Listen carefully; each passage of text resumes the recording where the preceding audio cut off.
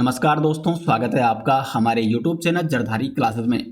दोस्तों, उत्तराखंड कनिष्ठ सहायक और अन्य एग्जाम के लिए सामान्य हिंदी का हमारे ये सीरीज चल रही है और सामान्य हिंदी का आज लेक्चर नंबर 7 है। उम्मीद करते हैं जितने भी लेक्चर अभी तक हुए हैं आपको समझ में आ रहा होगा और आपको लेक्चर अच्छे लग रहे होंगे।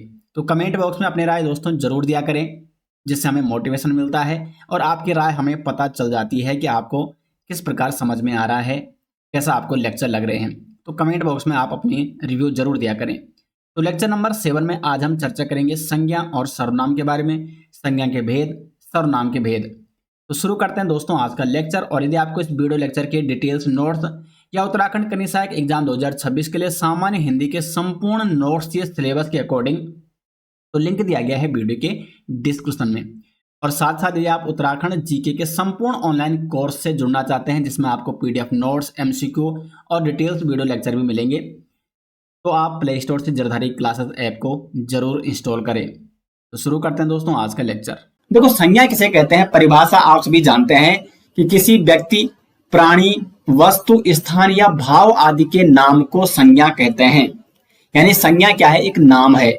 अब वो नाम किसी व्यक्ति का हो सकता है, जैसे राम, श्याम, रमेश, महेश, किसी भी व्यक्ति का नाम यानी संज्ञा, या किसी प्राणी का नाम हो सकता है, किसी वस्तु का नाम हो सकता है, जैसे किताब हो गया, आपका मेज हो गया, टेबल हो गया।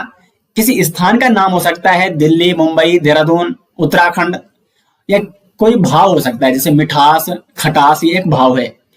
तो व्यक्ति, प्राणी, वस्तु, स्थान या भाव आदि के नाम को क्या कहा जाता है? संज्ञा कहा जाता है। अब देखो, परिभाषा समझना, तो परिभाषा याद करना तो बड़ा आसान है, लेकिन इसके जो भेद होते हैं वो काफी महत्वपूर्ण होते हैं।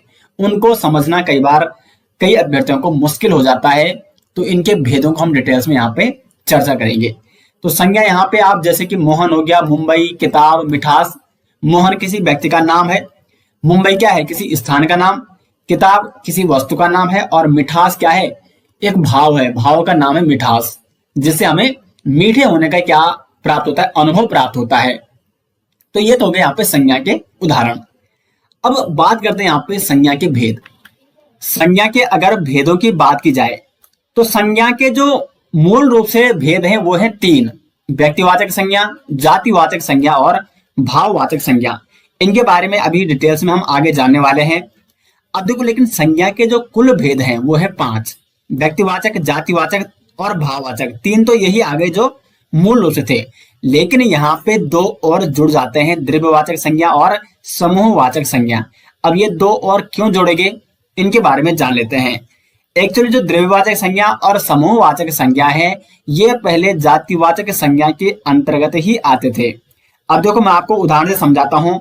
द्रव्यवाचक संज्ञा का एक उदाहरण मैं यहाँ पे ले रहा हूँ, जैसे चांदी हो गया, पानी, सोना, ये सारे के सारे द्रव्यवाचक संज्ञा के उदाहरण है। अब मैंने यहाँ पे चांदी कहा, तो चांदी में जितनी भी चांदी आती है वो संपूर्ण चांदी, यहाँ पे चांदी के नाम से संपूर्ण चांदी जाति का बोध हो रहा है। तो ये एक जातिवाचक संज्ञा के अंतर्गत ये पहले आता था। लेकिन जातिवाचक संज्ञा में जितने भी धातु थे, जितने भी द्रव्य थे, उनको अलग करके द्रव्यवाचक संज्ञा में रखा गया। एक नंबर 2 है समूहवाचक जो संज्ञा है।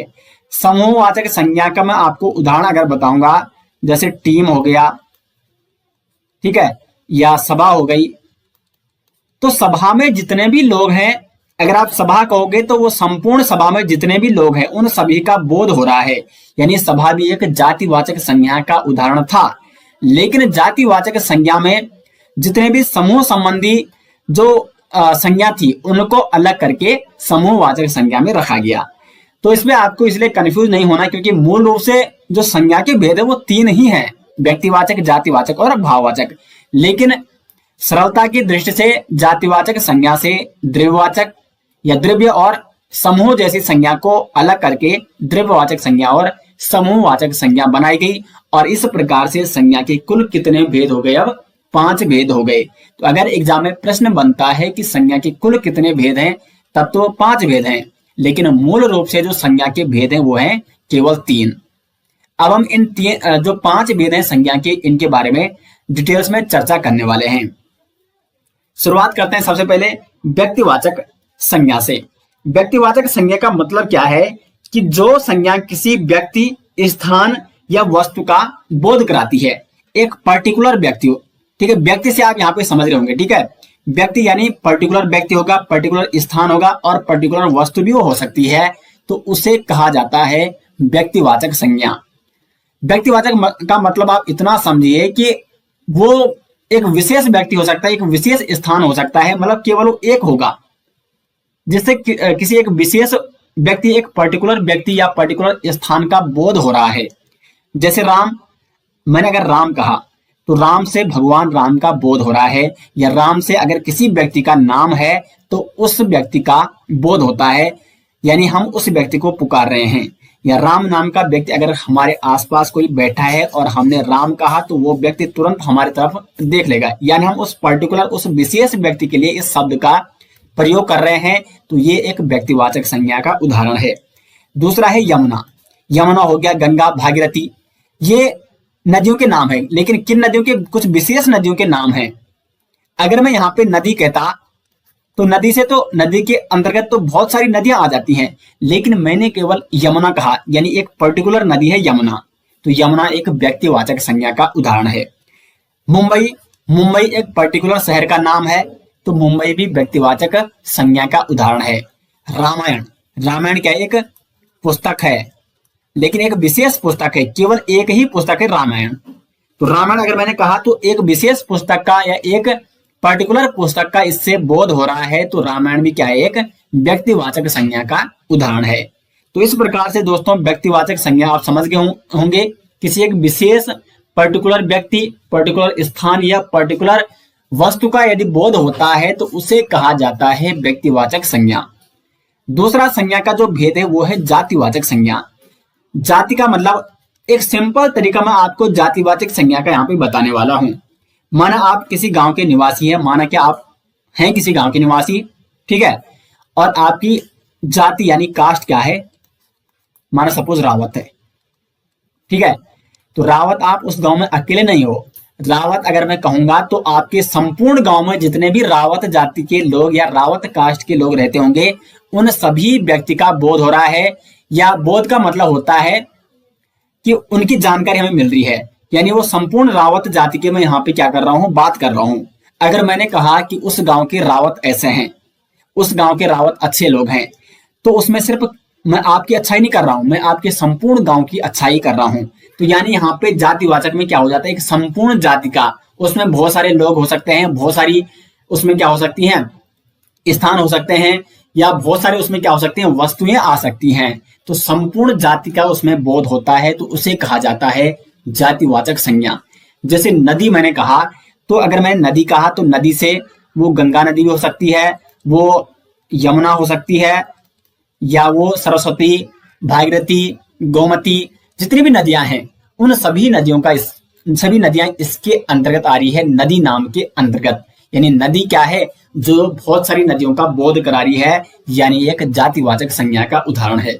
मैंने पर्वत कहा तो पर्वत में हिमालय पर्वत आएगा, एवरेस्ट आ सकता है, नंदा देवी आ सकता है, नंदा घुंगटी आ सकता है, इतने सारे पर्वत इसके अंतर्गत आएंगे। यानी इतने सारे पर्वतों का जो बोध हो रहा है केवल एक नाम से हो रहा है, और वो है पर्वत। यानी पर्वत जो कि कई पर्वतों का बोध करा रहा है, कई पर्वतों के बारे में जानकारी दे रहा है, यानी कई पर्वतों को इंगित कर रहा है, तो पर्वत भी एक जातिवाचक संज्ञा का उदाहरण है। मैंने कहा यहाँ पे पहाड़, तो पहाड़ एक नहीं होता है, पहाड़ बहुत सारे होते हैं। तो जहां पे बहुत सारे आते हैं उस एक शब्द के अंतर्गत, यानी वो जातिवाचक संज्ञा का उदाहरण है। सिंपल सा मैंने आपको यहाँ पे समझा दिया है कि जैसे एक रावत शब्द है, और इस रावत शब्द के अंतर्गत कोई एक पर्टिकुलर व्यक्ति नहीं आ रहा है, बल्कि बहुत सारे जो रावत जाति के व्यक्ति हैं वो आ रहे हैं। तो जहां पे बहुत सारे व्यक्ति, बहुत सारे स्थान या बहुत सारी वस्तुएं आ जाती हैं, वहां पे मतलब एक नाम के अंतर्गत, वहां पे जातिवाचक संज्ञा होगी। तीसरा भेद है संज्ञा का भाववाचक संज्ञा। भाववाचक संज्ञा में जिससे हमें बोध होता है, किसी गुण का हमें बोध हो सकता है, भाव का बोध हो सकता है, या आपका अवस्था का बोध हो सकता है, या माप का बोध हो सकता है। तो ये सारे के सारे भाववाचक संज्ञा के अंतर्गत आते हैं, यानी जिससे हमें कोई भाव पता चल रहा है। उदाहरण मैं आपको बताने वाला हूं, जैसे क्रोध। क्रोध क्या है? क्रोध एक भाव है। कोई व्यक्ति क्रोधित हो गया तो उसका जो क्रोध है वो मतलब उससे हमें उसके भाव का पता चल रहा है कि वो व्यक्ति किस प्रकार का उसका अभी भाव है, यानी वो अभी क्रोध में है। क्रोध हो गया। मित्रता हो गई, तो मित्रता यानी दोस्ती, तो मित्रता का एक भाव है। मिठास हो गया, जिस हमें मीठे होने का बोध होता है, तो मिठास भी एक क्या है दोस्तों, भाववाचक संज्ञा का उदाहरण है। उसके बाद आपका कालिमा हो गई। वीरता, वीरता भी एक क्या है, भाव है। कोई व्यक्ति अधिक वीर है, उसकी वीरता का प्रदर्शन हमने देखा, यानी वो भी एक क्या है, भाव। यहाँ पे वीरता भी एक क्या है, भाववाचक संज्ञा का उदाहरण है। उसके बाद बहुत सारे एग्जाम्पल इसके हो सकते हैं दोस्तों। चतुराई, सौंदर्य हो गया, फुर्ती हो गई, शीघ्रता हो गया। ठीक है, तो इस प्रकार से अपनत्व हो गया, यानी अपनेपन का भाव, यहाँ पे अपनेपन का भाव का यहाँ पे बोध हो रहा है, तो अपनत्व भी एक क्या है, भाववाचक संज्ञा का उदाहरण है। तो भाववाचक संज्ञा यानी जहां पे कोई गुण दिखे, कोई भाव दिखे। देखो वीरता क्या है, गुण है, गुण है। ठीक है, यानी ये भाववाचक संज्ञा का उदाहरण है। अवस्था दिखे, कोई माप दिखे या भाव। ठीक है, अपनत्व क्या एक भाव है, तो ये है आपका भाववाचक संज्ञा का उदाहरण। चौथा है द्रव्यवाचक संज्ञा। तो द्रव्यवाचक संज्ञा क्या है, जिस संज्ञा शब्द से किसी द्रव्य या सामग्री का बोध होता है। जैसे सोना क्या हो गया, ये द्रव्यवाचक संज्ञा के अंतर्गत आ गए। ठीक है, द्रव्य का बोध होना चाहिए। चांदी हो गया, पानी, लोहा, ऑक्सीजन, ये सारे के सारे द्रव्यवाचक संज्ञा के एग्जाम्पल हैं। और पांचवा है समूहवाचक संज्ञा, यानी जिस शब्द संज्ञा से किसी समूह का बोध होता है, यानी जहां पे भी आपको समूह दिखे। जैसे टीम, टीम क्या होती है, टीम किसी एक व्यक्ति से नहीं बनती है, बल्कि जैसे क्रिकेट टीम होती है उसमें 11 व्यक्ति होते हैं, तो ये एक समूह है, यानी ये समूहवाचक संज्ञा का उदाहरण है। भीड़, भीड़ वहां पे भी जब भीड़ जमा होती है तो बहुत सारे लोग उसमें होते हैं, एक समूह वहां पे बन जाता है, तो ये भी समूहवाचक संज्ञा का उदाहरण है। मेला हो गया, सभा हो गया। कक्षा में भी क्या है, बहुत सारे अभ्यर्थी रहते हैं, एक समूह बन जाता है कक्षा में भी, तो वह भी समूहवाचक संज्ञा का उदाहरण है। परिवार भी केवल एक व्यक्ति से नहीं बनता है, बहुत सारे व्यक्ति उसमें होते हैं, यानी परिवार में भी एक समूह होता है, तो ये भी समूहवाचक संज्ञा का उदाहरण है। पुलिस, देखो जब भी मैं पुलिस कहूंगा तो पुलिस कोई एक व्यक्ति नहीं है, मैं एक व्यक्ति के लिए पुलिस नहीं कह रहा हूं। पुलिस में भी बहुत सारे पुलिस वाले होते हैं, तो उनका भी एक समूह होता है, तो ये भी समूहवाचक संज्ञा का उदाहरण है। सेना हो गया, तो ये है समूहवाचक संज्ञा के उदाहरण। तो ये तो संज्ञा के भेद थे दोस्तों। अब कंफ्यूजन कहां पे होता है अभ्यर्थियों को, यहां से प्रश्न मोस्टली एग्जाम में पूछे जाते हैं। जैसे देखो संज्ञा के अगर हम भेदों की बात की जाए तो कई बार क्या होता है कि जातिवाचक संज्ञा का प्रयोग हम व्यक्तिवाचक संज्ञा के रूप में करने लग जाते हैं। कैसे करते हैं, जब क्या होता है, कोई विशेष व्यक्ति होता है, कोई जो आदर सूचक व्यक्ति होता है, उसके लिए हम कई बार क्या कर सकते हैं, जो जातिवाचक संज्ञा है उसके लिए उसे व्यक्तिवाचक संज्ञा के रूप में लेते हैं। जैसे हम कहते हैं गोस्वामी जी ने रामचरितमानस लिखी है। अब गोस्वामी क्या है, ये एक कास्ट है, ये एक जाति है। गोस्वामी एक जाति है ना, तो गोस्वामी से वैसे तो अगर हम सिंपल लिखें कि गोस्वामी क्या है, गोस्वामी वैसे तो क्या होनी चाहिए, जातिवाचक संज्ञा का उदाहरण होना चाहिए। लेकिन यहाँ पे दोस्तों गोस्वामी एक व्यक्तिवाचक संज्ञा का उदाहरण है। क्यों? क्योंकि गोस्वामी जो शब्द है वो किसको रिप्रेजेंट कर रहा है, तुलसीदास जी को।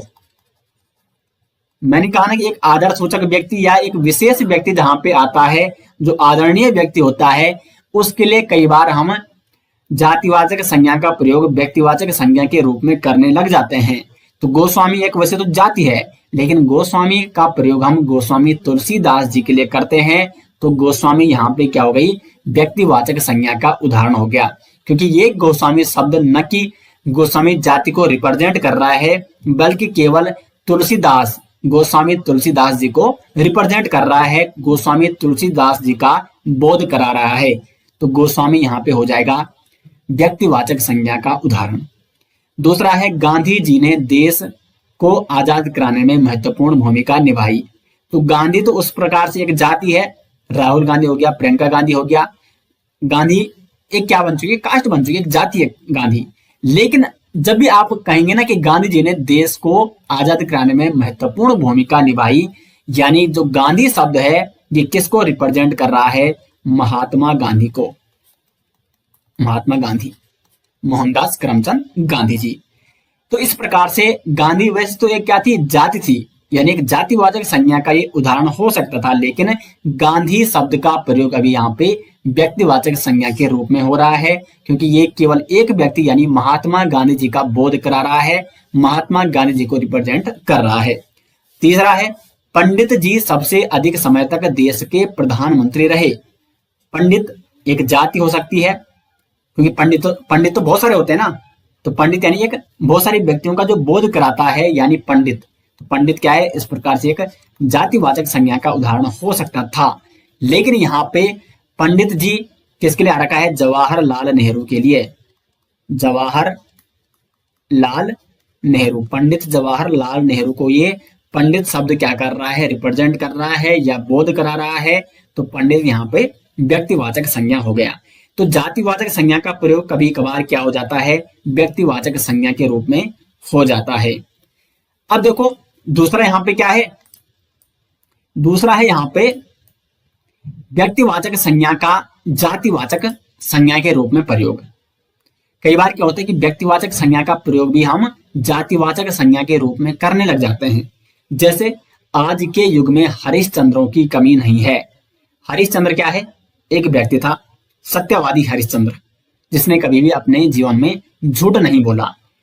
ठीक है, सत्यवादी हरिश्चंद्र हम उन्हें कहते हैं।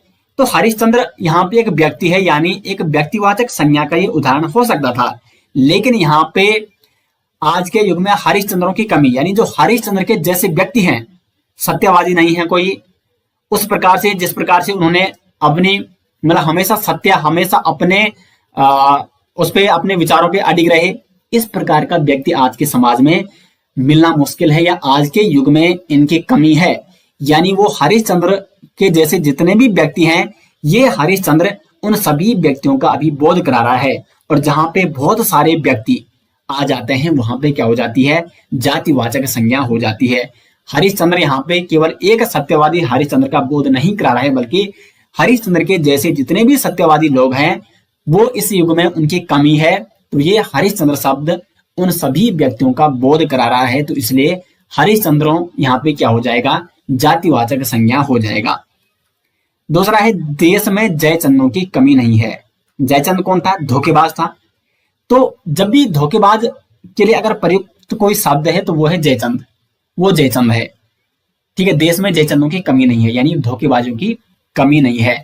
तो जयचंद यहाँ पे वैसे तो एक व्यक्ति का नाम था, यानी ये एक व्यक्तिवाचक संज्ञा का उदाहरण हो सकता था, लेकिन यहाँ पे ये क्या है, सभी धोखेबाज हैं, जो धोखेबाज, तो जितने भी धोखेबाज हैं उन सभी का ये क्या करा रहा है, बोध करा रहा है, ये एकमात्र शब्द। और जहां पे बहुत सारे व्यक्तियों का समूह, बहुत सारे व्यक्ति आ जाते हैं एक शब्द के अंतर्गत, यानी वहां पे हमेशा जातिवाचक संज्ञा होती है। तो ये आप समझ गए होंगे दोस्तों कि आपको जातिवाचक संज्ञा और व्यक्तिवाचक संज्ञा में कब और किस प्रकार से डिफरेंशिएट करना है, कब आपको इसमें अंतर देखना है कि कब जातिवाचक संज्ञा का प्रयोग व्यक्तिवाचक में हो रहा है और कब व्यक्तिवाचक संज्ञा का प्रयोग जातिवाचक संज्ञा के रूप में किया जा रहा है। एक और यहाँ पे कॉन्सेप्ट में आपको बता रहा हूं, कई बार क्या होता है कि जो भाववाचक संज्ञा है, थोड़ा नीचे कर देते हैं इसको, भाववाचक संज्ञा का प्रयोग हम किसके रूप में करते हैं, भाववाचक संज्ञा का प्रयोग हम जातिवाचक में करने लग जाते हैं। कैसे, अब देखो यहाँ पे मैंने यहाँ पे लिख दिया लिखावट। लिखावट यानी एक भाव है, किसी की लिखावट अच्छी है, किसी की लिखावट क्या है, बुरी है, यानी एक भाववाचक संज्ञा है, किसी व्यक्ति की लिखावट का ये बोध करा रही है, उसकी लिखने की शैली का ये बोध करा रही है। लेकिन अगर मैं लिखावट को बहुवचन के रूप में लिखता हूं, लिखावटें, लिखावटें, तो यहाँ पे अभी लिखावटें का मतलब कि मैं बहुत सारे लिखावटों की बात कर रहा हूं, बहुत सारे व्यक्तियों की जो लेखन शैली है उसकी मैं यहाँ पे बात कर रहा हूं। तो लिखावटें में बहुत सारी लिखावट यहाँ पे आ जाती है, यानी ये क्या हो गई, जातिवाचक संज्ञा हो गई। यानी यहाँ पे आप परिभाषा क्या लिखोगे कि भाववाचक संज्ञा का प्रयोग यदि हम बहुवचन के रूप में करते हैं तो तब उसे जातिवाचक संज्ञा माना जाता है। भाववाचक संज्ञा यह भी एक वचन के रूप में थी तब तो ये क्या थी, भाववाचक संज्ञा। लेकिन अगर हम इस लिखावट को बहुवचन के रूप में यानी लिखावटें लिखने लग जाएगा, तो तब ये बहुत सारी लिखावटों का बोध करा रही है, यानी ये एक जातिवाचक संज्ञा हो गई। तो भाववाचक संज्ञा अगर बहुवचन में आती है तो उसे जातिवाचक संज्ञा माना जाएगा। तो ये कुछ अपवाद थे, कुछ विशेष तथ्य थे, यहाँ पे विशेष नियम थे जो आपको बताने अति आवश्यक थे, क्योंकि यहाँ से कई बार प्रश्न बनते हैं। तो संज्ञा, उम्मीद करते हैं कि संज्ञा दोस्तों आज के बाद आप कभी नहीं भूलोगे, और इतना डिटेल्स में मैंने आपको संज्ञा बता दिया है कि संज्ञा संबंधी जो भी प्रश्न आएंगे उसमें आप कभी भी कंफ्यूज नहीं हो सकते हैं। अब यहाँ पे देखो भाववाचक संज्ञा का निर्माण किस प्रकार होता है।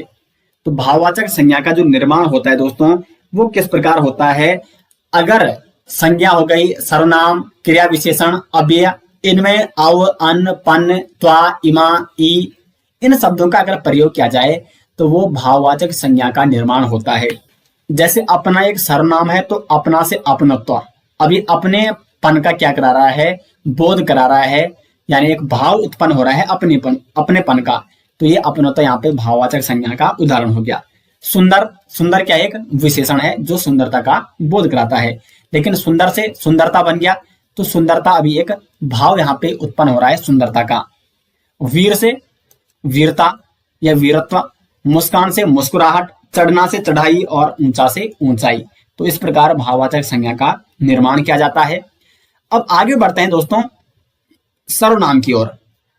अब देखो सर्वनाम क्या है। तो अगर परिभाषा पे आप जाओगे तो संज्ञा के स्थान पर प्रयुक्त होने वाले शब्द सर्वनाम कहलाते हैं। जैसे यहाँ पे देखो मैं आपको एक एग्जाम्पल बता रहा हूँ। वैसे सर्वनाम का प्रयोग आखिर किया क्यों जाता है, क्यों सर्वनाम की आवश्यकता पड़ी। जब इसका प्रयोग संज्ञा के स्थान पर ही होना है तो हम ऐसा भी तो कर सकते थे कि संज्ञा का ही प्रयोग करते, सर्वनाम की आवश्यकता ही नहीं होती। उसका उदाहरण मैं आपको समझाता हूं। मैंने कहा रमेश सुबह उठता है, रमेश मुंह धुलता है, रमेश नाश्ता करता है और रमेश स्कूल जाता है। अब यहाँ पे देखो, यहाँ पे मैंने सर्वनाम का प्रयोग कहीं नहीं किया, क्योंकि सर्वनाम का प्रयोग सदैव संज्ञा के स्थान पर प्रयुक्त होता है, लेकिन यहाँ पे मैंने सर्वनाम का प्रयोग किया ही नहीं, पूरा का पूरा मैंने संज्ञा का ही प्रयोग किया है। रमेश सुबह उठता है, रमेश मुंह धुलता है, रमेश नाश्ता करता है, रमेश स्कूल जाता है, रमेश स्कूल से घर आता है, रमेश खेलने जाता है। एक ही शब्द की लगातार पुनरावृत्ति हो रही है, जिससे हमें दिक्कतें हो रही है। अच्छा नहीं लग रहा ना यहाँ पे एक ही शब्द बार बार बोलना, तो इसीलिए दोस्तों सर्वनाम शब्द का प्रयोग किया जाता है। अब देखो सर्वनाम का प्रयोग अगर मैं करूंगा इस वाक्य में तो ये अच्छा लगेगा। रमेश सुबह उठता है, वह मुंह धुलता है, वह नाश्ता करता है और स्कूल जाता है, उसके बाद वो स्कूल से घर आता है और खेलने जाता है। तो ये वाक्य क्या हो रहा है, एक मतलब कुल मिला के अच्छा लग रहा है। तो इसलिए संज्ञा के स्थान पर सदैव कई बार सर्वनाम शब्दों का प्रयोग किया जाता है। जैसे अब देखो सर्वनाम कौन कौन से हैं, तो मैं हो गया, तुम, हम, वे, उसने, आपने, ये सारे के सारे क्या हैं, सर्वनाम शब्द हैं। अब जैसे मैं यहाँ पे एग्जांपल दे रहा हूं, राम स्कूल जाता है, वह स्कूल में पढ़ाई करता है। वह यानी कौन, वह यानी राम। तो राम के लिए यहाँ पे वह का प्रयोग किया गया है। तो जिन शब्दों का प्रयोग हम संज्ञा के स्थान पर करते हैं, क्योंकि यहाँ पे क्या होना था, राम स्कूल जाता है, राम स्कूल में पढ़ाई करता है, लेकिन राम के स्थान पर हमने वह का प्रयोग कर दिया, यानी वह क्या है, सर्वनाम शब्द है। तो परिभाषा आप वाक्य जब आप एग्जाम्पल देखोगे ना तो आप परिभाषा स्वयं बना सकते हैं कि संज्ञा के स्थान पर प्रयुक्त होने वाले शब्दों को सर्वनाम कहा जाता है। लेकिन उसने किसने, यानी राम ने। तो राम की जगह हमने उसने का प्रयोग किया, तो उसने भी क्या है, एक सर्वनाम है। उसने आज खाना नहीं खाया। तो इस प्रकार से उदाहरण का प्रयोग करके आप परिभाषा स्वयं बना सकते हैं। खैर परिभाषा से प्रश्न नहीं बनता है, प्रश्न कहाँ से बनता है, इसके जो भेद हैं। अब आगे बढ़ते हैं सर्वनाम के भेद की ओर। सबसे पहला प्रश्न क्या बनता है कि सर्वनाम के कितने भेद हैं। तो सर्वनाम के जो कुल भेद हैं दोस्तों वो हैं 6 भेद। कौन कौन से हैं, नंबर 1 है पुरुषवाचक सर्वनाम, नंबर 2 है निश्चयवाचक सर्वनाम, नंबर 3 है अनिश्चयवाचक, नंबर 4 हो जाएगा प्रश्नवाचक, नंबर 5 है निजवाचक और नंबर 6 है संबंधवाचक सर्वनाम। अब इन 6 के 6 सर्वनामों को हम डिटेल्स में यहाँ पे अध्ययन करने वाले हैं। और अब आपको बिल्कुल भी अपना ध्यान कहीं नहीं भटकाना है, बिल्कुल पेन कॉपी लेके बैठ जाइए और जो यहाँ पे आपसे बोला जाएगा कुछ विशेष वो आपको जरूर नोट करना है। ठीक है, वैसे नोट्स आपके सामने हैं और ये डिटेल्स नोट्स इसके कंप्लीट डिटेल्स में आपको मिल जाएंगे वीडियो के डिस्क्रिप्शन में, या आप गूगल पे सर्च कीजिए jardari-classes.in, वहां पे आपको हिंदी व्याकरण की पीडीएफ मिल जाएगी, उसको आप डाउनलोड जरूर करें, काफी हेल्पफुल होगी आपके लिए। तो शुरुआत सबसे पहले करते हैं पुरुषवाचक सर्वनाम। पुरुषवाचक सर्वनाम का मतलब क्या है? यह सर्वनाम जो रिप्रेजेंट करता है या बोध कराता है एक विशेष व्यक्ति को। ठीक है, व्यक्ति को ये बोध कराता है, व्यक्ति का बोध। अब व्यक्ति का बोध कराने वाली वो संज्ञा होती है, लेकिन संज्ञा के ही स्थान पर हम क्या कर रहे हैं? सर्वनाम का प्रयोग कर रहे हैं। तो व्यक्ति का बोध जहां पे होगा, मतलब व्यक्ति का बोध करने के लिए जिन शब्दों को हम इस्तेमाल करेंगे, जिन शब्दों का प्रयोग करेंगे, उन्हें कहेंगे पुरुषवाचक सर्वनाम।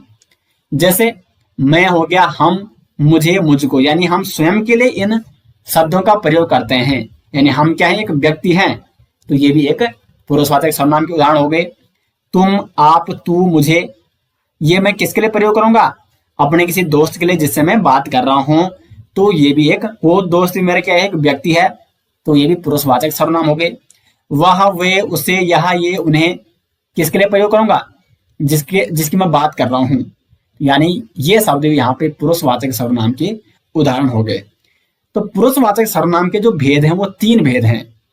3 प्रकार का है पुरुषवाचक सर्वनाम: उत्तम पुरुष, मध्यम पुरुष और अन्य पुरुष। उत्तम पुरुष में कौन आता है? वक्ता आता है। वक्ता अपने लिए यानी स्वयं के लिए जिन शब्दों का इस्तेमाल करता है उन्हें कहा जाता है उत्तम पुरुष, पुरुषवाचक सर्वनाम। जैसे मैं अभी आपसे क्या करूं? मैं एक वक्ता हूं, मैं अभी आपसे बात कर रहा हूं, मैं अभी आपको पढ़ा रहा हूं, यानी बोल कौन रहा है? मैं बोल रहा हूं, मैं अभी वक्ता हूं। तो मैं अपने लिए किन शब्दों का प्रयोग करूंगा? जैसे मैं आपको पढ़ा रहा हूं, मैंने किस शब्द का इस्तेमाल किया? मैं का इस्तेमाल। हमें आपको पढ़ाना है, हम चाहते हैं कि जरदारी क्लासेस के माध्यम से आपको अच्छा से अच्छा कंटेंट दिया जाए, यानी मैंने अपने लिए शब्द का प्रयोग किया। मुझे आपको पढ़ाना है, मैंने ये शब्द अपने लिए प्रयोग किया। मुझको घर जाना है, यानी मैं अपने लिए इस शब्द का प्रयोग कर रहा हूं, यानी कौन प्रयोग कर रहा है इन शब्दों को? वक्ता। तो यहाँ पे आगे लिख देते हैं वक्ता, यानी जो बोल रहा है। तो वक्ता जिन शब्दों का प्रयोग स्वयं के लिए करता है उसे कहा जाता है उत्तम पुरुषवाचक सर्वनाम। खुद दोस्तों आपको क्या करना है? खुद अपने पे ये शब्दों का प्रयोग कीजिए, तब आपको अच्छे से समझ में आ सकेंगे।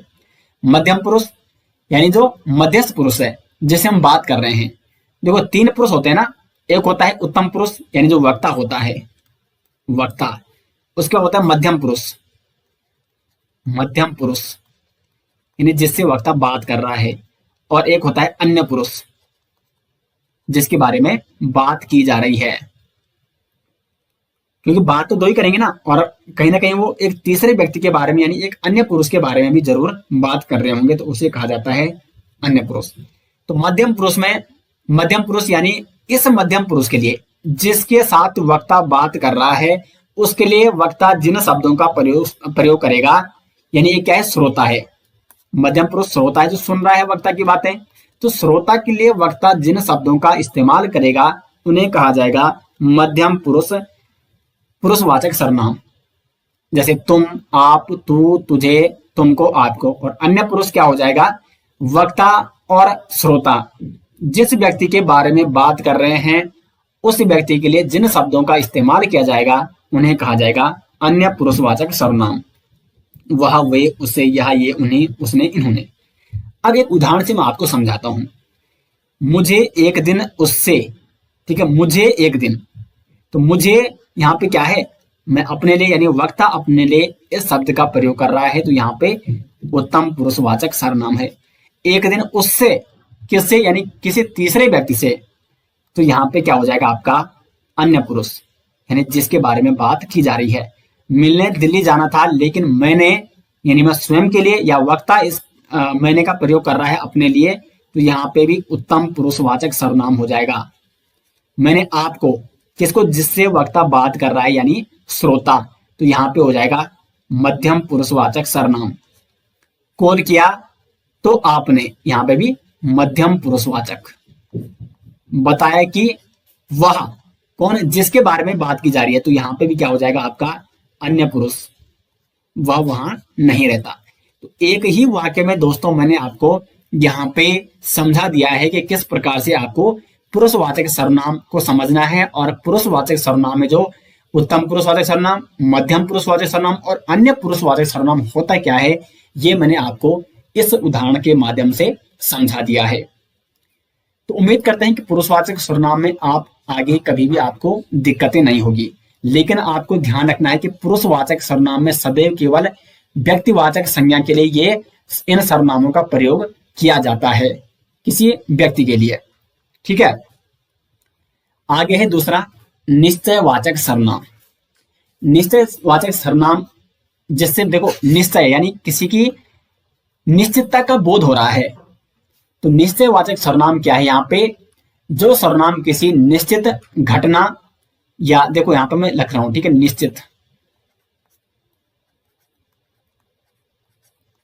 निश्चित घटना हो गया, या आपका निश्चित वस्तु निश्चित व्यक्ति का बोध कराती हैं, उसे कहा जाता है निश्चयवाचक सर्वनाम। जो सर्वनाम या जो सर्वनाम शब्द किसी निश्चित घटना, वस्तुओं या व्यक्तियों का बोध कराती है, उसे कहा जाता है निश्चयवाचक सर्वनाम। अब देखो यहाँ पे जैसे निश्चयवाचक सर्वनाम में कौन कौन से सर्वनाम शब्द आते हैं, वह, यह, वे और ये। अब यहाँ पे आपको ये समझना होगा कि वह, यह, वे और ये का प्रयोग हम अन्य पुरुष में भी करते हैं। देखो यहाँ पे आपको दिख रहा है, मैं थोड़ा छोटा कर लेता हूं, ये है ना यहाँ पे, अब आपको अच्छा दिखेगा। ये देखिए अन्य पुरुष में देखो आप ऊपर वह का प्रयोग हो रहा है, यहां भी वह का प्रयोग हो रहा है, यहां भी यह का प्रयोग हो रहा है, यहां भी यह का प्रयोग हो रहा है, यहां वे का प्रयोग हो रहा है, यहां भी वे का प्रयोग, और यहां भी ये का प्रयोग, और यहां भी ये का प्रयोग। अब यहाँ पे दिक्कत ये हो गई कि कौन निश्चयवाचक होगा और कौन अन्य पुरुष होगा। तो अभी चिंता मत कीजिए, मैं आपको हिंदी पढ़ा रहा हूं, तो ये कंफ्यूज दूर करना भी मेरा ही काम है। तो अभी आपका कंफ्यूजन दूर कर लेते हैं। निश्चयवाचक का मतलब है किसी वस्तु की निश्चितता या किसी व्यक्ति की निश्चितता का बोध हो रहा है। पुरुषवाचक यानी जो अन्य पुरुष है, ये तो केवल यहाँ पे वह, वे, यह, ये केवल व्यक्तियों के लिए प्रयोग किए जाएंगे। लेकिन निश्चयवाचक जो सर्वनाम है वो व्यक्ति भी हो सकता है, कोई घटना भी हो सकती है, कोई वस्तु भी हो सकती है। पुरुषवाचक में वस्तु नहीं आएगी, ठीक है, लेकिन यहाँ पे व्यक्ति तो आ रहा है ना, तो कुछ ना कुछ तो अंतर दोनों में होगा। अंतर क्या है कि जो निश्चयवाचक सर्वनाम है वो निश्चितता का बोध करा रहा है। निश्चितता का मतलब, जैसे मैंने कहा मेरे सामने कोई व्यक्ति बैठा है और मैंने कहा वह मेरा भाई है, यानी मैं एक, मतलब उसकी निश्चितता का बोध हो रहा है कि वो मेरा ही भाई है, मतलब वही मेरा भाई है, कोई और नहीं जो वहां पे बैठा है। यानी निश्चयवाचक सर्वनाम का प्रयोग होता है जब कोई व्यक्ति, वस्तु तुम्हारे आसपास, निकट भी हो सकती है, निकटस्थ और दूरस्थ, लेकिन तुम्हें नजर आनी चाहिए, क्योंकि तभी तो आप उसकी निश्चितता का बोध कर पाओगे। अब माना कोई वस्तु तुमने दिल्ली रखी हुई है और तुम बैठे हो देहरादून, तो दिल्ली में रखी वस्तु के लिए आप बोल दोगे कि वह मेरी किताब है। आपको थोड़ी पता कि वहां पे कौन सी जगह आपकी किताब है या है भी कि नहीं है। लेकिन अगर वो आपके सामने है और कोई दूसरा व्यक्ति जिसको आप बता रहे हैं, उस व्यक्ति को आप बता सकते हैं वह वस्तु जो आपके सामने दिख रही है। अगर वो दूर है तो आप बोलोगे वह किताब मेरी है, या आपका वहां पे भाई बैठा है तो वह मेरा भाई है, और अगर निकट बैठा है तो यह मेरा भाई है या यह मेरी किताब है। तो निश्चितता का यहाँ पे क्या होता है, बोध होता है। लेकिन अगर बात करें अन्य पुरुष की, तो अन्य पुरुष में अगर कोई व्यक्ति के लिए वह, यह या ये का प्रयोग होता है, तो वो व्यक्ति कहीं पे भी, मतलब जैसे दिल्ली भी हो सकता है ना। तो जैसे मैंने यहाँ कहा मुझे उससे मिलने दिल्ली जाना है तो वो व्यक्ति दिल्ली, लेकिन यहाँ पे मैंने उसके लिए उससे का प्रयोग किया है, तो यहाँ पे वो अन्य पुरुषवाचक में आ रहा है। तो यहाँ पे निश्चितता का पता नहीं वो दिल्ली है या नहीं है, वो कहीं भी है। लेकिन अगर मैंने मेरा भाई दिल्ली रहता है, या वह, देखो राम मेरा भाई है वह दिल्ली रहता है, तो यहाँ पे वह क्या है दोस्तों, अन्य पुरुषवाचक का उदाहरण है, क्योंकि यहाँ पे निश्चितता की कोई जरूरत नहीं है। और जहां पे निश्चितता की आवश्यकता होती है, यानी निश्चितता का बोध होता है, वो निकट भी हो सकता है और दूरस्थ भी हो सकता है, तो वहां पे सदैव निश्चयवाचक सर्वनाम होगा। आइए मैं कुछ उदाहरण आपको यहाँ पे बताने वाला हूँ, और तो उनके माध्यम से मैं आपको समझाने वाला हूं कि निश्चयवाचक सर्वनाम और अन्य पुरुषवाचक सर्वनाम में क्या अंतर है। अब देखो, वह खाना खा रहा है, तो खाना जो खाएगा, तो वो आपको, अगर कोई आपके सामने खाना खा रहा है तो आप बोलोगे ना कि वह खाना खा रहा है, यानी उसकी निश्चितता आप बता रहे हैं कि वह खाना खा रहा है, तो वह यहाँ पे निश्चयवाचक सर्वनाम हो जाएगा। यह मेरी किताब है, आपकी किताब आपके हाथ में है या आपके टेबल पे है, तो आप बोलोगे यह मेरी किताब है, यानी इससे इस बात की पुष्टि हो रही है, इस बात की निश्चितता हो रही है कि यह आपकी ही किताब है। और अगर वो किताब लगभग आपसे, मतलब आपके सामने लगभग 50 मीटर दूर है, तो आप ये नहीं बोलोगे कि यह मेरी किताब है, आप बोलोगे वह मेरी किताब है, किताब है। लेकिन फिर भी निश्चितता का पता चल रहा है ना कि वो आपकी ही किताब है, तो यहाँ पे जो वह है वो आपका निश्चयवाचक सर्वनाम हो जाएगा। वह मेरा भाई है, आपका भाई आपके सामने बैठा है, थोड़ा दूर बैठा है, तो आप किसी दूसरे व्यक्ति को बताओगे कि वह मेरा भाई है, तो इससे आपके मतलब निश्चितता का बोध हो रहा है कि वो आपका भाई है जो वहां पे बैठा हुआ है, तो यहाँ पे वह क्या हो जाएगा, निश्चयवाचक सर्वनाम हो जाएगा। ये उनकी घड़ी है, किनकी घड़ी है, जो व्यक्ति सामने बैठा है ये उनकी घड़ी है, तो निश्चितता का बोध हो रहा है कि ये उनकी ही घड़ी है, तो ये का प्रयोग यहाँ पे निश्चयवाचक सर्वनाम के रूप में हो जाएगा। अब मैं एक उदाहरण बताऊंगा आपको। रमेश दिल्ली रहता है, वह मेरा क्या है, दोस्त है। तो देखो, अब देखो, वह मेरा क्या है, दोस्त है, और रमेश दिल्ली रहता है। देख तो नहीं रहा है ना रमेश, मतलब हमें उसकी निश्चितता का पता नहीं है कि कोई रमेश नामक व्यक्ति है भी दिल्ली में या नहीं है, लेकिन हमने उसकी बात पे यकीन कर लिया है, रमेश दिल्ली रहता है और वह मेरा दोस्त है। वह, यानी मैंने रमेश के लिए इस शब्द का क्या है, प्रयोग किया है, और ये किस में आ गया, अन्य पुरुषवाचक सर्वनाम में आ चुका है, क्योंकि हम किसके बारे में बात कर रहे हैं, रमेश के बारे में बात कर रहे हैं, तो यहाँ पे जो वह शब्द है ये हो जाएगा आपका अन्य पुरुषवाचक सर्वनाम। लेकिन यहाँ पे देखो, वह मेरा भाई है, अगर आप किसी व्यक्ति को बता रहे हैं, अगर वो आपके सामने बैठा हुआ है, निकटस्थ हो सकता है या दूरस्थ हो सकता है, तो हमेशा आपको ये ध्यान देना है कि अगर कोई निकटस्थ या दूरस्थ वस्तु, व्यक्ति या घटना हो रही है और उसके लिए वह, यह, ये का प्रयोग, वे का प्रयोग होता है, तो वो सदैव निश्चयवाचक सर्वनाम ही माना जाएगा। ठीक है, तो ये है यहाँ पे निश्चयवाचक सर्वनाम। उसके बाद दोस्तों एक और जगह पे दिक्कत हो सकती है, वो है सार्वनामिक विशेषण। सार्वनामिक विशेषण, वैसे इसको हम डिटेल्स में आपको, जब मैं आपको विशेषण के बारे में बताऊंगा वहां पे आपको डिटेल्स में समझाऊंगा, लेकिन फिर भी मैं यहाँ पे भी आपको बता देता हूं। सार्वनामिक विशेषण में भी क्या होता है कि यह वह इन शब्दों का प्रयोग किया जाता है, लेकिन आपको हमेशा ध्यान देना है कि अगर यह, वह या वे का प्रयोग या ये का प्रयोग अगर किसके, मतलब संज्ञा के ठीक पहले होता है, जिन संज्ञा के लिए इन शब्दों का प्रयोग किया जा रहा है उन संज्ञा के ठीक पहले अगर इन शब्दों का प्रयोग होता है, तो ये शब्द तब क्या कहलाएंगे, सार्वनामिक विशेषण कहलाएंगे। जैसे मैंने यहाँ पे कहा, यह घर मेरा है, घर यहाँ पे संज्ञा है, और इस घर यानी जो संज्ञा है उसके लिए मैं यह का प्रयोग करूंगा, यह का प्रयोग कर रहा हूं ना, मैंने आपको घर बताया माना, और मैंने कहा कि यह घर मेरा है, तो यह का प्रयोग मैं किसके लिए कर रहा हूं, घर के लिए कर रहा हूं, और घर क्या है, संज्ञा।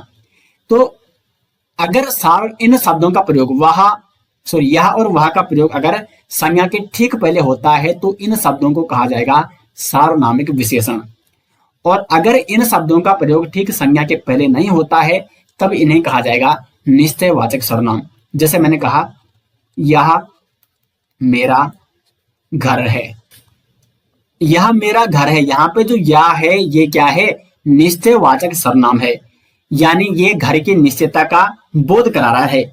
लेकिन अगर आप ऊपर देखोगे, यह घर मेरा है, तो यहाँ पे क्या है, ये एक विशेषण का काम कर रहा है, घर की विशेषता बता रहा है कि ये घर क्या है, मेरा है। सिंपल सा मतलब आपको ये ध्यान देना है कि अगर यह वह वे का प्रयोग संज्ञा के ठीक पहले होता है, जैसे यहाँ पे हुआ है, तो यह वह वे क्या होंगे, सार्वनामिक विशेषण होंगे। लेकिन अगर यह वह वे का प्रयोग संज्ञा के ठीक पहले नहीं होता है तो तब वहां पे क्या हो जाएगा, निश्चयवाचक सर्वनाम हो जाएगा। तो बस इतना सा अंतर दोस्तों आपको अपने दिमाग में बिठा लेना है, ठीक है। इसको सार्वनामिक विशेषण इसीलिए कहा गया क्योंकि तो यह वह वे ये क्या है, सर्वनाम है, लेकिन यहाँ पे ये विशेषण के रूप में प्रयोग हो रहे हैं, तो इसलिए इनको सार्वनामिक विशेषण कहा जाता है। तो इस प्रकार से आपको निश्चयवाचक सर्वनाम, अन्य पुरुषवाचक सर्वनाम और सार्वनामिक विशेषण में अंतर इस प्रकार से आपको ध्यान रखना है कि कहाँ पे कब किस प्रकार से इनमें आपको अंतर देखना है और कौन सा आंसर मतलब कब आपको देना है। क्योंकि कई बार क्या होता है कि वहां पे आ गया माना क्वेश्चन कि यह घर मेरा है, इसमें क्या है, सार्वनामिक विशेषण है, निश्चयवाचक सर्वनाम है, अन्य पुरुषवाचक सर्वनाम है, या इनमें से कोई नहीं, तो तब क्या हो जाएगा, यह घर मेरा है, यानी घर यानी संज्ञा से ठीक पहले सर्वनाम यह वह वे का प्रयोग होगा, तो वहां पे हमेशा सार्वनामिक विशेषण होगा क्योंकि वो संज्ञा के स्थान पर प्रयुक्त नहीं हो रहा है। यहाँ पे सिंपल से देखो ना आप, ये क्या संज्ञा के स्थान पर प्रयुक्त हो रहा है, नहीं, संज्ञा के ठीक पहले, ठीक है। तो संज्ञा के ठीक पहले अगर प्रयोग होगा तो सार्वनामिक विशेषण, और संज्ञा के ठीक पहले अगर प्रयोग नहीं होगा तो तब वहां पे क्या है, वो निश्चितता का बोध करा सकता है, जैसे इसमें करा रहा है यह मेरा घर है, तो तब वहां पे निश्चयवाचक सर्वनाम होगा। तो ये अंतर आपको देखना है।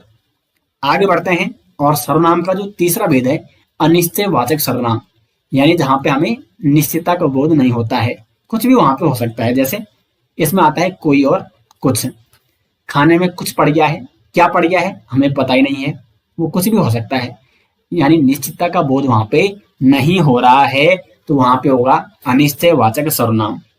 जहां पे हमें कुछ भी पता नहीं है, घर में कोई आया है, कौन आया है हमें पता नहीं है, तो कोई शब्द का प्रयोग जो अनिश्चयवाचक सर्वनाम है कोई, इसका प्रयोग अनिश्चितता को दिखाने के लिए किया जाता है। मेरे पीछे कोई आ रहा है, तो ये आपके अनिश्चयवाचक सर्वनाम के उदाहरण हैं। चौथा है प्रश्नवाचक सर्वनाम, तो ये भी सिंपल सा है, यहाँ पे प्रश्न संबंधी जैसे कौन, क्या, इस प्रकार के जहां पे शब्दों का प्रयोग होगा वहां पे क्या होगा, प्रश्नवाचक सर्वनाम होगा। तो प्रश्नवाचक सर्वनाम मतलब क्या है, यहाँ पे जिस सर्वनाम का प्रयोग किसी व्यक्ति, वस्तु या प्राणी को जानने के लिए या प्रश्न पूछने के लिए किया जाता है, तो उसे कहा जाता है प्रश्नवाचक सर्वनाम। जैसे रसोड़े में कौन था, ये आपने एक वायरल वीडियो देखी होगी, तो वहां पे वो सास पूछती अपनी पत्नी को, प्रश्न कर रही है कि कौन था वहां पे, तो जो कौन है यहाँ पे वो क्या है, प्रश्नवाचक सर्वनाम है। उसका नाम क्या है, तो प्रश्न पूछ जा रहा है कि उसका नाम क्या है, यानी किसी व्यक्ति, वस्तु या स्थान, किसी व्यक्ति, वस्तु या स्थान को जानने के लिए अगर प्रश्न पूछे जा रहे हैं और उन प्रश्न पूछने के लिए जिन शब्दों का प्रयोग किया जाता है संज्ञा के स्थान पर, तो उसे कहा जाता है प्रश्नवाचक सर्वनाम। उसके पिताजी कौन थे, उसके पिताजी कौन थे, तो यहाँ पे ये प्रश्न पूछ जा रहा है। जैसे मैं अगर इसका आंसर लिखूं, उसके पिताजी क्या थे, एक सिपाही थे, सिपाही थे, सिपाही क्या है, एक संज्ञा है, तो सिपाही के स्थान पर कौन का प्रयोग हुआ है, और कौन हम प्रयोग क्यों करते हैं, प्रश्नवाचक के लिए, तो यहाँ पे कौन क्या है, प्रश्नवाचक सर्वनाम है। उसके बाद नेक्स्ट यहाँ पे पांचवा निजवाचक सर्वनाम, तो निजवाचक यानी निजी व्यक्ति के लिए, यानी हम स्वयं के निजीपन के लिए, स्वयं के लिए हम जिन शब्दों का प्रयोग करते हैं उन्हें कहा जाता है निजवाचक सर्वनाम। अपना, अपने, आप, ठीक, अपने आप, खुद या स्वयं, तो स्वयं के लिए हम जिन शब्दों का प्रयोग करते हैं उन्हें कहा जाता है निजवाचक सर्वनाम। अब देखो यहाँ पे अगर आप उदाहरण देखोगे, मैं अपना काम कर लूंगा, यानी मैं अपने लिए मतलब मैं स्वयं ये काम कर लूंगा, तो मैं क्या बोल रहा हूं, मैं अपना काम कर लूंगा। तो यहाँ पे अपने से मैं यहाँ पे बोध कर रहा हूं, मतलब स्वयं के लिए अपना काम, तो अपना यहाँ पे क्या है, निजवाचक सर्वनाम, यानी निजी के लिए जिन शब्दों का प्रयोग किया जाता है, स्वयं के लिए जिन शब्दों का प्रयोग किया जाता है। उसके बाद यहाँ पे देखो, यह कार्य मैं अपने आप कर लूंगा, यानी यह कार्य मैं खुद कर लूंगा, लेकिन खुद की जगह हम क्या इस्तेमाल करते हैं, अपने आप कर लूंगा, यानी मैं स्वयं ये काम कर लूंगा, मतलब अर्थ इसका यही आ रहा है। तो अपने आप भी हम निजी के लिए यानी स्वयं के लिए इन शब्दों का प्रयोग करते हैं, तो ये भी निजवाचक सर्वनाम हो गया। मुझे वहां स्वयं जाना है, तो स्वयं भी मैं निजी के लिए प्रयोग कर रहा हूं, तो ये भी निजवाचक सर्वनाम का उदाहरण हो गया। मैं अपनी गाड़ी से जाऊंगा, किसकी गाड़ी से जाऊंगा, स्वयं की गाड़ी से यानी अपनी गाड़ी से जाऊंगा, तो यहाँ पे भी निजवाचक सर्वनाम हो जाएगा। छठा है संबंधवाचक सर्वनाम। संबंधवाचक सर्वनाम क्या होता है, जो, सो, जिसको, जिसकी, ये इसमें आते हैं, यानी जिस सर्वनाम का प्रयोग किसी दूसरे सर्वनाम से संबंध बतलाने के लिए किया जाता है। अब जैसे एग्जाम्पल देखो, जो परिश्रम करेगा वह सफल होगा, वह भी एक सर्वनाम है, वह सफल होगा, लेकिन कब सफल होगा, परिश्रम करेगा। तो लेकिन यहाँ पे देखो जो शब्द आ गया, जो परिश्रम करेगा वह सफल होगा, यानी जो क्या कर रहा है, इसमें और इसमें संबंध स्थापित कर रहा है। तो जो और वह में एक संबंध स्थापित हो रहा है, और कर कौन रहा है, जो कर रहा है, तो जो यहाँ पे संबंधवाचक सर्वनाम है। अगर ये जो यहाँ पे नहीं होता तो हमने सीधे लिखना था परिश्रम करेगा, परिश्रम करेगा वह सफल होगा, तो वह सफल होगा, लेकिन कब सफल होगा हमें नहीं पता, वह सफल होगा, कौन सफल होगा हमें नहीं पता। लेकिन अगर मैं यहाँ पे जो लिख दे रहा हूं, तो यहाँ पे हमें अब पता चल रहा है कि जो परिश्रम करेगा वह सफल होगा। तो जो क्या कर रहा है, एक संबंध स्थापित कर रहा है, तो इसलिए यहाँ पे ये संबंधवाचक सर्वनाम का उदाहरण है। जिसकी लाठी उसकी भैंस, इनमें भी आपस में ये संबंध स्थापित हो रहा है, जिसकी लाठी उसकी ही भैंस होगी, तो ये भी संबंधवाचक सर्वनाम का उदाहरण है। तो ये हो गए दोस्तों यहाँ पे सर्वनाम के 6 के 6 भेद, और काफी डिटेल्स में मैंने आपको इनके बारे में बता दिया है विद एग्जाम्पल, बहुत सारे एग्जाम्पल मैंने यहाँ पे दिए, और उम्मीद करते हैं कि संज्ञा और सर्वनाम संबंधी सारे तथ्य आपको समझ में आ गए होंगे।